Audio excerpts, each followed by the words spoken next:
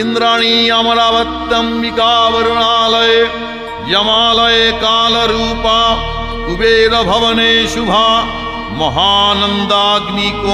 च वायव्यं मृगवाहिनी नैऋत्यां रक्तदन्ता च ऐशान्यां शूलधारिणी पतले वैष्णवी रूपा सिंहले देवमोहनी शुरसा च मणिदीपे लङ्कायां भद्रकालिका